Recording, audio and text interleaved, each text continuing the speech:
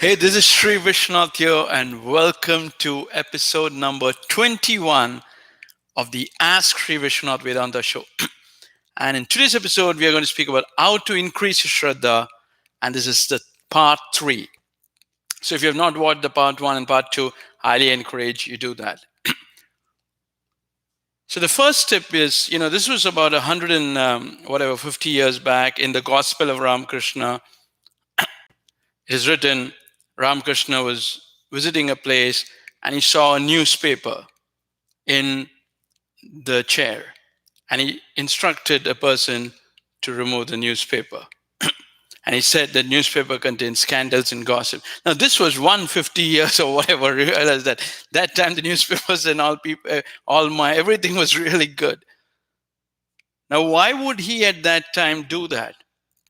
So you have to realize here the big tip of Shraddha is that you may be watching a spiritual video, you may be reading some book, reading a prayer, and the next moment you will watch a sports match. You will watch something of the news. You will be checking your SMS messages, like just randomly.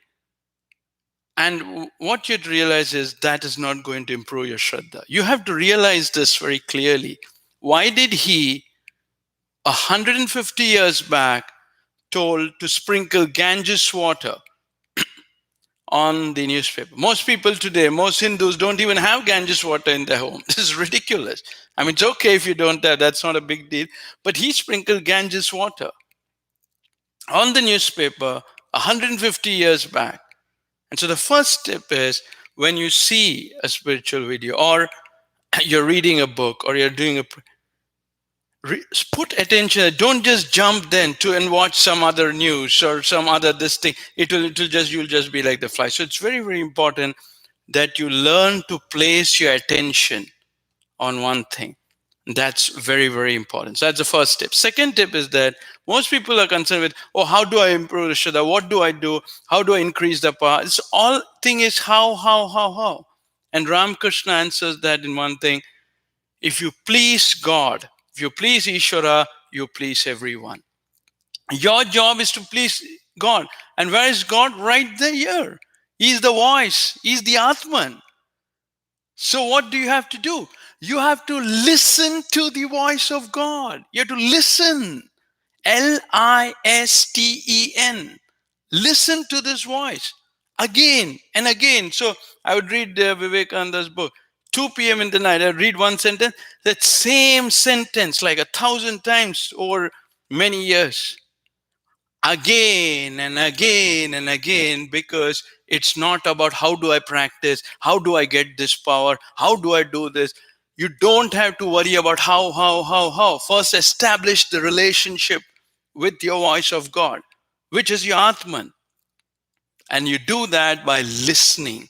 Because when you listen to the words of the great one like Ramakrishna, Vivekananda, Krishna, Adi Shankaracharya, Ramana Maharshi, what you're doing is that you are activating your voice of God. And that's what Shraddha is. Because what Shraddha is Krishna says, towards all beings I am the same. I hate none nor hold anyone dear. Those who worship me with devotion live in me and I in them. Krishna says, I am the witness. You have to clearly realize what that is. I am the witness. So if you are positioned as a field knower, you will be able to change your destiny and he will be able to help you get out of big thing. But if you remain in the field, he will not do it. Nothing will happen. Why? He is the witness. You have to manifest it. You have to realize that.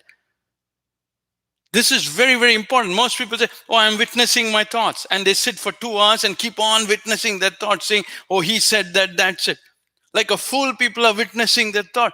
You have to first realize what is witness. Witness is the I, the voice of God. And so you have to realize witness is the field knower. So you have to clearly study what is the field knower. And Krishna says, if you come to me, if you visualize me, you are in the field knower. If you look at all the changes, you will be the field. So like a fool witnessing the thoughts is only wasting the time. You have to visualize God, acknowledge His presence. So listen again to the same sentence. I would read the Bhagavad Gita, the same thing again and again and again and again and again. Because what you're doing here is you are listening to the voice. So that's the second tip. The third tip which Vivekananda says is very, very important is that he says hearing this spiritual talks, reading books, all that is fine, but not a grain, he says, of this truth will enter into you, because he says what is needed is constant struggle. You should desire the Atman. The supreme self, smaller than the smallest, higher than the highest, lies concealed in the heart of all creatures. Know this supreme self to be eternal and all pervasive. This supreme self cannot be attained by study of the scriptures and vast learning. It is revealed to him who wholeheartedly seeks for it. You should day and night aspire for this. Just like you get attached to something else, you have to ask, why am I not attached to the field knower? Why am I not attached to the Ishvara? Why am I not attached to the Atman? There should be a continuous struggle. Struggle is very good, but you have to struggle for the Atman. The forces of the senses which pull you down, the mind which pull you down, the world which pull you down, all the worry which pulls you down, images which pull you down, you have to struggle. And you should not feel bad because you're struggling to be attached to God, Ishvara. Instead of being attached there, and this struggle, Vivekananda says, is what skyrockets your Shraddha. That's what God wants. So Krishna says, moved by compassion, I dwell in the inner state with the fire of knowledge and destroy all ignorance. Vivekananda says, when he sees the struggle, when God sees this struggle to be attached to Ishvara, then the field knower will step in and he will disappear your false visualization. And instantly, the field knower, you will become a transmitter, because there will be these knowledge organs and action organ will not come. You'll become a transmitter and the field knower will directly disappear the field. It is that powerful. That's third tip. The fourth tip which I have for you is, this is very powerful, is if Ramakrishna says this beautifully, if God comes before you, what will you ask him? If God comes before you, will you ask him like, oh, I want to build a hospital, I want to do that? He said, that's all you will ask. If you don't what you'll ask from God is love, devotion, because that's all he cares. Your mind, if it is centered on Ishvara, then you can add anything to it, you see. And so here's something which is very important. If everyone on this earth has one special quality, and you have to identify that. So if God comes before you, what will you tell God as something which you did very honestly all through your life, whatever that is? So in my case, I would say, but every single day, no matter what has happened, whether it's good or bad, or whether I was bleeding, I've spent the first 3 hours chanting the Bhagavad Gita. Very honestly, that is my core truth. All other things, there is some element of false visualization. So in your case, what is it? It could be like you might be very honest in your dealings. You might, the wife might have served the husband well, or whatever, the husband might have, whatever, I don't know. What is the thing which you will say if God comes before you? And that is your core. So whenever you pray, you should use that as your source strength.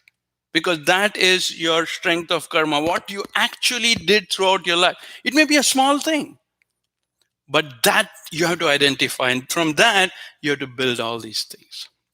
All right? So how to get rid of attraction towards opposite gender? Yeah, so we'll take care of that. That's a separate question, Deepa. So this is how you